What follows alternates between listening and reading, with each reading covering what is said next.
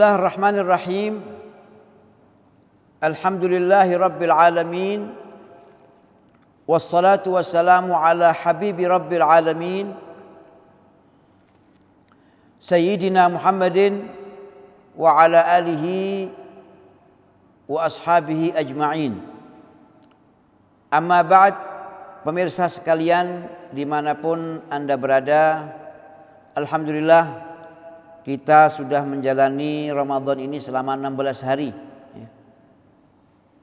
10 hari pertama telah kita lewati, yang mana dikatakan Nabi Muhammad SAW bahwa 10 hari pertama itu adalah Allah membagi-bagikan rahmat kepada hambanya, supaya hambanya itu mudah di dalam melakukan kebaikan, dengan harapan agar nanti masuk 10 hari yang kedua, orang-orang ini sudah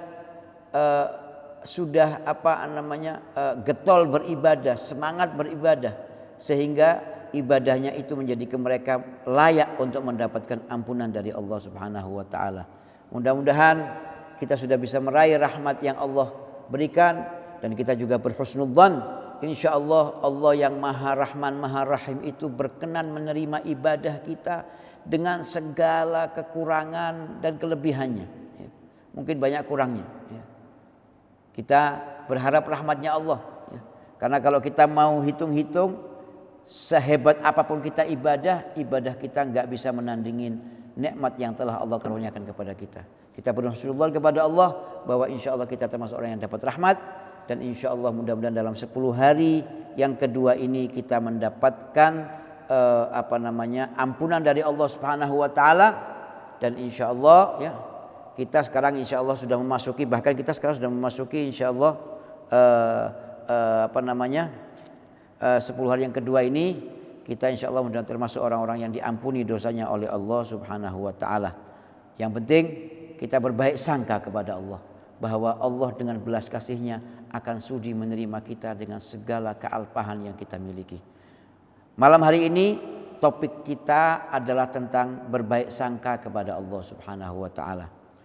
Hadis ini diriwayatkan oleh sahabat Jabir bin Abdullah Al-Ansari, yang diriwayatkan oleh Imam Muslim di dalam sahihnya, bahwasanya sahabat Jabir bin Abdullah mengatakan, sami'tu Rasulullah sallallahu alaihi wasallam qabla mautihi bi thalathati ayyam yaqul.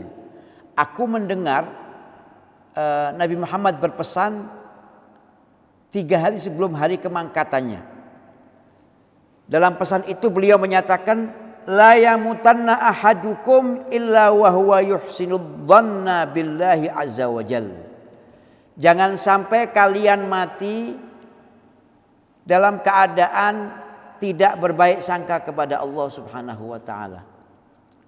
Ini pesan sangat penting, karena husnudzon kepada Allah ini menjadi kunci keselamatan kita, menjadi kunci kebahagiaan kita, menjadi kunci kesuksesan kita.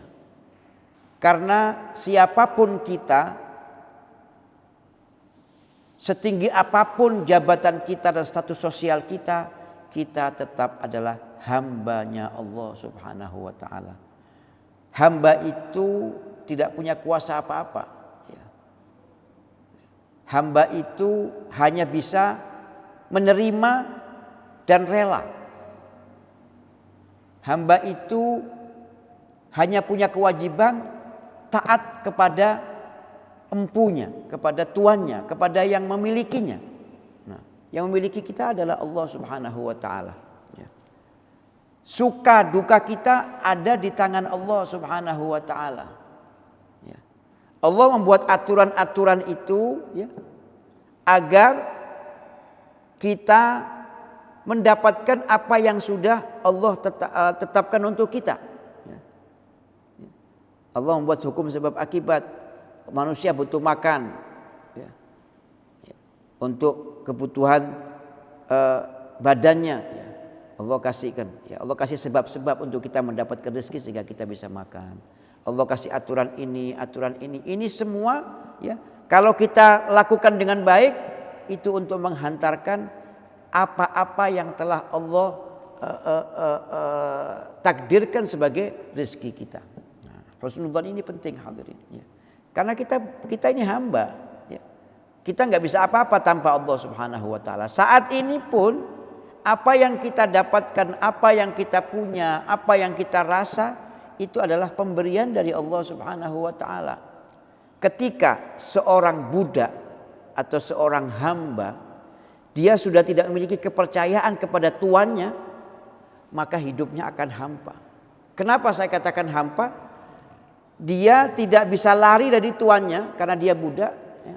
Karena dia seorang hamba, dia nggak bisa berpaling dari itu. Ya. Sementara dia tidak bisa puas dengan apa yang menjadi ketentuan si tuannya itu. Nah, kembali lagi kita adalah hambanya Allah Subhanahu wa taala. Kita tidak bisa apa-apa tanpa Allah Subhanahu wa taala. Ya. Allah berikan kepada kita fikiran, Allah berikan kepada kita hati, Allah berikan kepada kita badan, ya, untuk kita ini panca indera untuk kita berkarya, ya. Allah berikan itu semua, dan Allah Subhanahu wa taala yang memberikan kepada kita ini angan-angan supaya kita berpikir untuk berkarya, ya, agar kita bisa mendapatkan apa yang sudah menjadi rezeki kita yang telah ditentukan oleh Allah Subhanahu wa taala. Ya. Kalau kita nggak punya husnudzon, hidup ini akan penuh dengan duka. Ya. Bisa bayangin kita berada di satu tempat, ya, yang mana di tempat itu kita sudah disediakan segala-galanya dan kita nggak bisa apa-apa. Ya. Tapi kita nggak bisa menerima apa yang telah disediakan untuk kita, maka kita akan hidup ini penuh dengan derita, dengan duka, dengan keluh kesah. Oleh karena itu Rasulullah berpesan, jangan sampai kalian berburuk sangka kepada Allah Subhanahu wa taala. Dan Allah Subhanahu wa taala, pemirsa, adalah zat yang Maha Rahman, Maha Rahim, memberikan semuanya untuk kita tanpa menuntut banyak dari kita.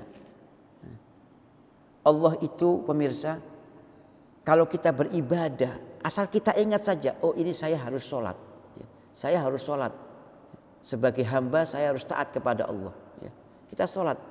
Walaupun kita nggak khusyuk, kita tidak hadir hati kita, Allah, asal kita mau berusaha untuk sempurna, walaupun kita belum sempurna tapi kita berusaha, kita ada upaya untuk sempurna, Allah terima kita punya amal yang tidak sempurna itu dengan rahmatnya.